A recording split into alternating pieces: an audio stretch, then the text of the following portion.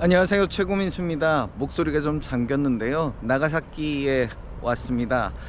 나가사키의 새벽 아침, 아직 여명이 뜨지 않는 그런 나가사키의 아침입니다. 이곳은 지금 아직 오픈을 하기 전인데요, 데지마라는 인공섬이 있던 곳입니다. 일본이 교역을 금하는 그 쇄국 정책을 계속 해왔습니다. 에도 시대 때도, 에도라는 것은 도쿄죠. 도쿄에 있는 도쿠가와 이에야스의 후손들이 230여 년간 일본을 지배할 때 에도 막부라고 하죠. 막부는 여기서 이제 군영, 장군의 막사 뭐 이런 말들을 하는데요.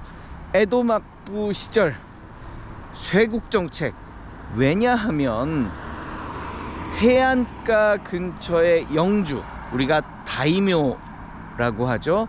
다이묘들이 에도 막부에 대해서 세력을 키워서 외세와 손잡고 에도 막부를 반란을 일으키지 않을까, 에도 막부의 반란을 일으키지 않을까라고 걱정을 해서 쇄국 정책을 펼칩니다.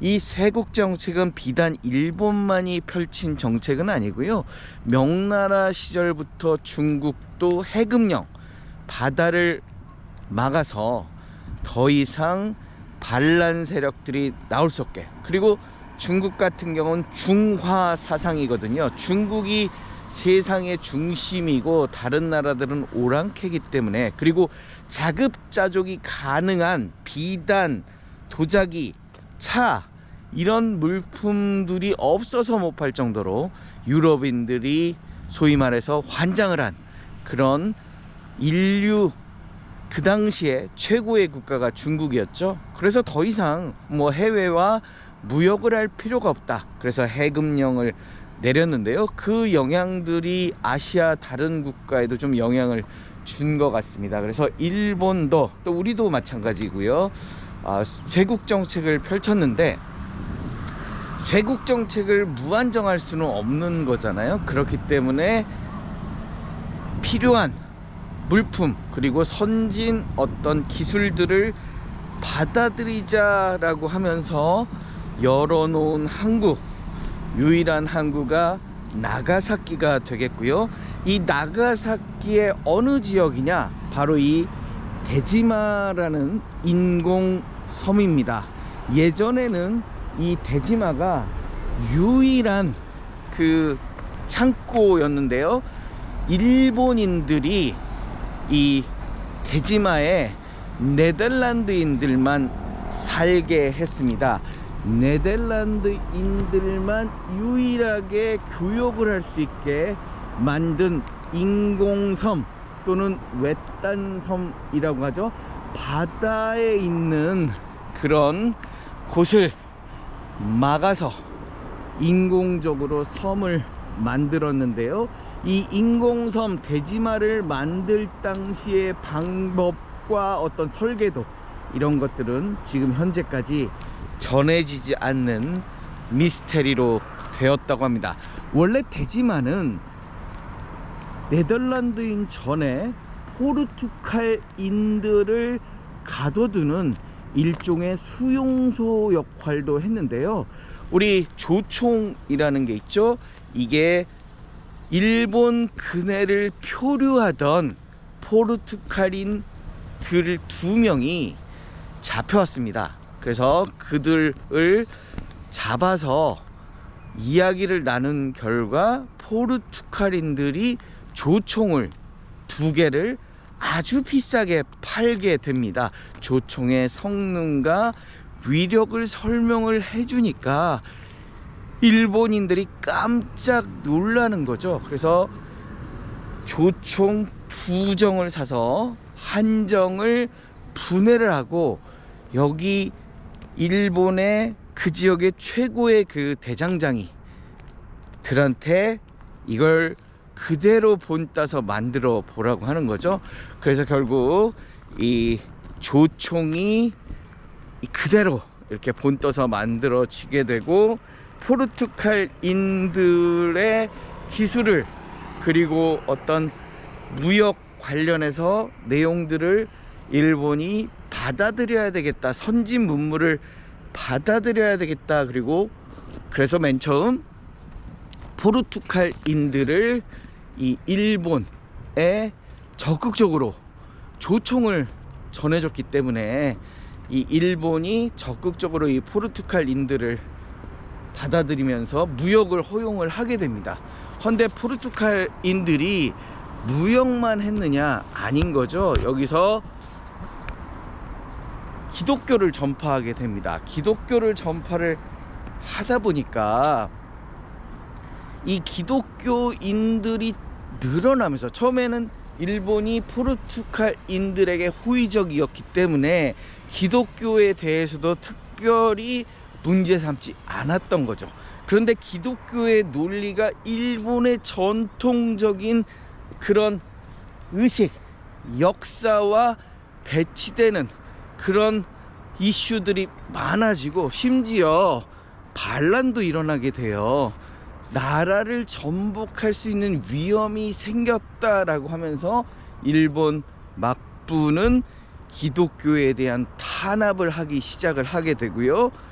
그 결과 포르투갈인들을 모아서 내쫓아야 되는 상황이 발생이 됩니다. 그 포르투갈인, 일본에 흩어져 있던 여러 곳에 있던 포르투갈인들을 모아서 수용하던 그런 수용소 역할도 이 대지마가 했었고요. 이 대지마가 포르투갈인을 내쫓은, 수용하고 내쫓은 다음에 이 포르투갈인들을 대신해서 교역을 들어온 곳이 바로 네덜란드입니다. 네덜란드인들은 동인도 회사를 세우죠. 이 유럽을 중심으로 해서 이 아시아 쪽을 동인도 회사, 그리고 아메리카 쪽을 서인도 회사라고 보통 이야기를 하는데요. 이 네덜란드의 동인도 회사가 이쪽에 들어와서 우리는 기독교 전파를 안 하겠다라고 약조를 합니다. 동인도 회사의 구성원들이 유대인도 있고요, 또 그리고 종교적 자유를 찾아서 넘어온 그런 네덜란드인들이 개신교죠. 개신교인들이 많기 때문에 그들은 종교적인 문제보다 교역에 힘을 쓰겠다 해서 이 인공섬 대지마에 머무르면서 교역을 시작을 합니다.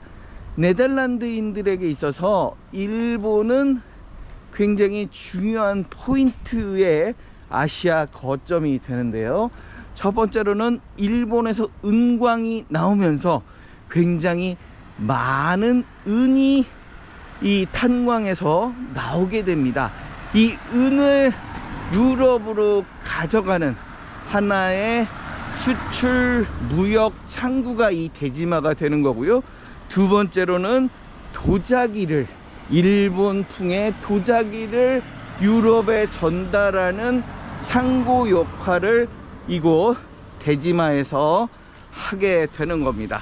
안타깝게도 은에 대한 재련 기술은 우리나라가 발견을 하게 되는데요. 하지만 우리나라는 명나라가 그 당시에 은을 중심으로 하는 세금 체계를 가지고 있었습니다. 이게 이제 일조 편법이라고 하는데요. 전통적으로 중국은 은을 세금 납부의 기준으로 삼습니다. 그래서 명나라 시절에는 일조 편법, 그리고 청나라 시절에는 지정은제라는 그런 세금 제도를 가지게 됩니다. 그래서 우리 조정에서 무슨 생각을 하게 됐느냐, 우리가 은을 개발을 해서 은광을 활발하게 찾아서 은을 만들면 중국에게 많이 뺏길 수 있다라는 그런 생각을 하게 되는 거죠. 성리학 중심의 나라에서는 그렇게 생각할 수도 있었을 것 같습니다. 사농공상이라고 하죠. 이 선비사자입니다. 그래서 선비가 맨 위에 있고 상업과 공업은 농업보다도 뒤지는, 그러니까 사농공상이니까 선비 농민 다음에 공업을 하는 사람 그리고 상업을 하는 사람 이 밑에 있기 때문에 당연히 농업과 그리고 선비의 어떤 성리학 사회가 우선시 되는 겁니다. 그렇기 때문에 우리가 개발한 이 은개발법들이 우리나라에서 꽃 피우지 못하고 이 은광이 발전된 일본에서 우리의 기술을 가져다가 은광 산업이 활성화되게 되고, 이 부분들을 네덜란드인들이 놓치지 않고 유럽에 은을 수출하던 그런 통로가 되고요. 임진왜란 당시에 우리의 수많은 도공들이 일본으로 끌려가게 됩니다.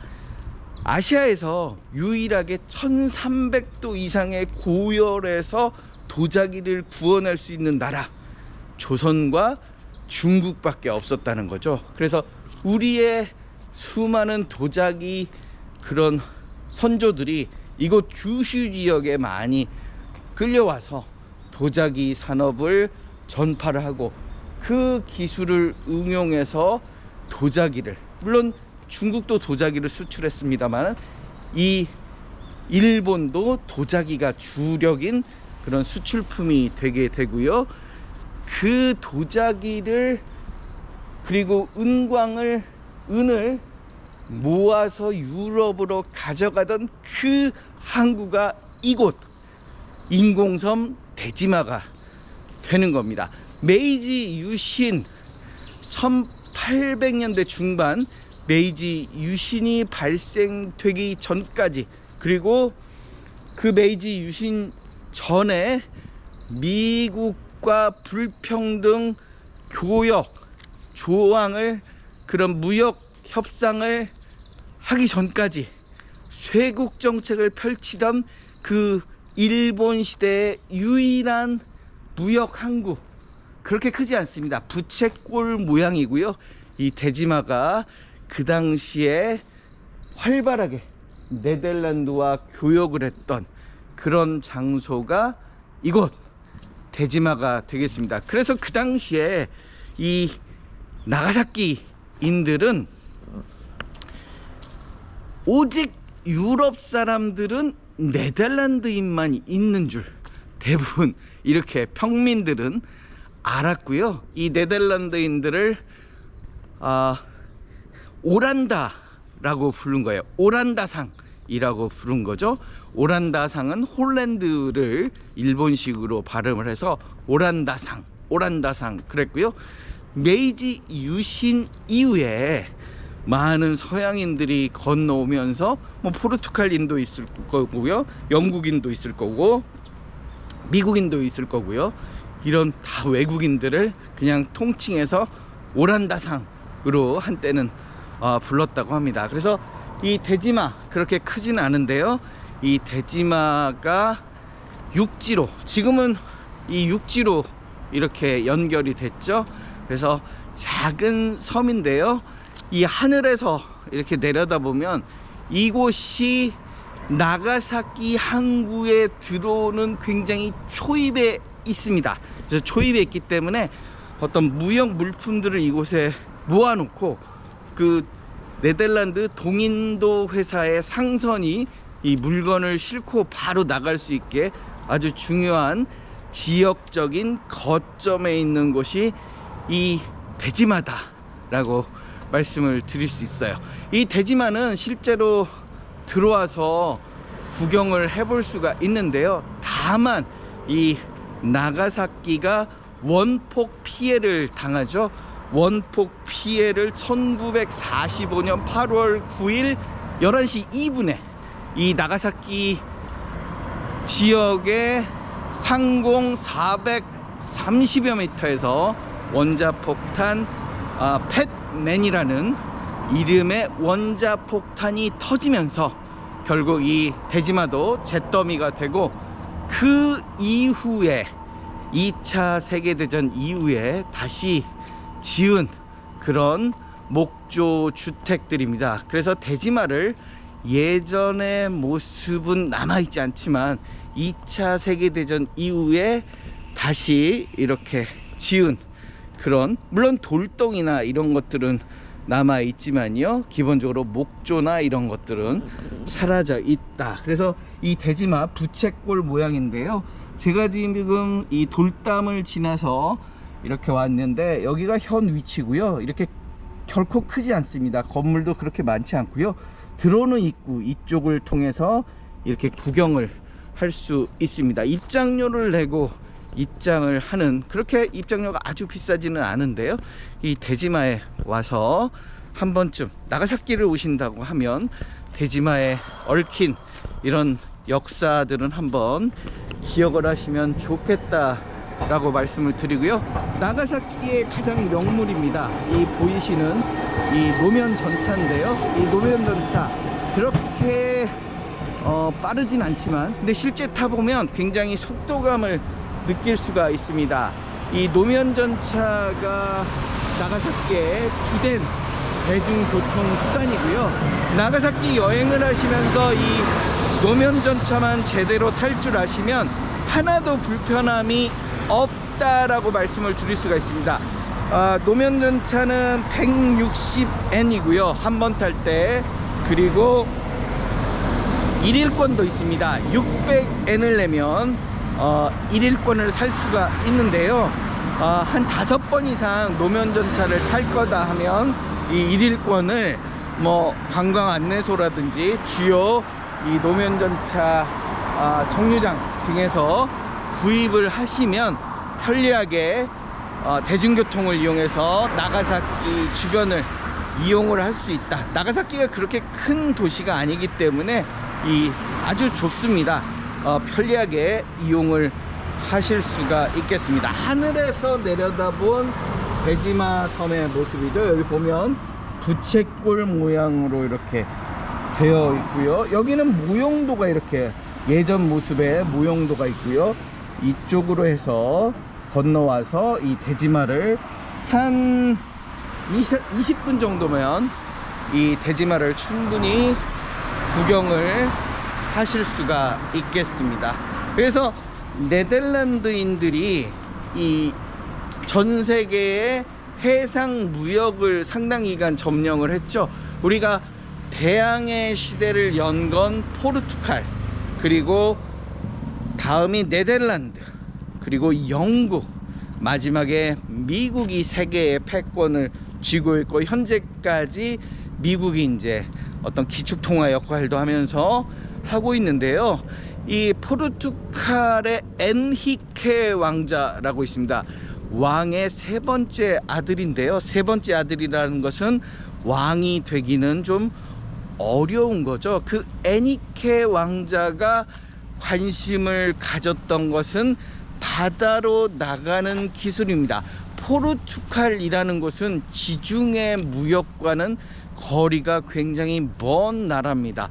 한때는 지중해가 세계 무역의 중심이었고요, 지중해를 차지하는 나라가 결국 세계의 중심이 되는 때가 많았습니다. 그리스가 그랬고요, 로마가 그랬고, 그 다음에 이탈리아 도시국가들, 한때는 카르타고라는 그런 아프리카 나라들이 또 지중해를 넘보기도 했습니다. 이렇게 지중해가 중요한 무역이 거점이 된 이유는 우리가 그 당시에 사람들이 바다를 건너갈 수 있는 기술들이 순풍이라고 하죠. 그러니까 바람이 부는 방향 쪽으로만 배를 몰고 갈 수밖에 없었다는 겁니다. 이를 갤리선이라고 하는데요, 사람이 인공적으로 노를 저어 가지고 가는 배, 이 갤리선을 타고 다니다 보니 역풍, 그러니까 바람을 맞서면서 갈 수 있는 기술이 없었던 겁니다. 그렇기 때문에 순풍을 타고 돌아다닐 수 있는 지역, 지중해 쪽이 갤리선을 타고 무역을 하는 최적의 장소가 되었고요.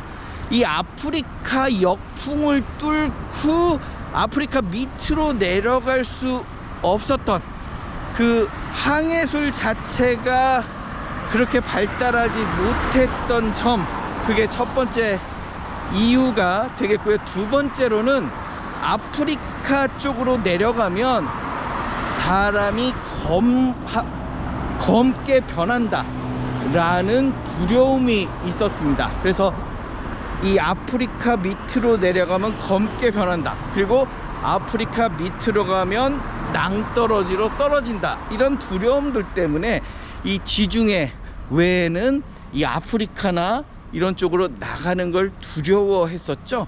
그런 상황에서 항해술을 개발하고 조선소를 세우고 배를 만들고 지도를 제작하고 이런 부분들을 열심히 한 사람이 바로 포르투갈의 에니케 왕자입니다.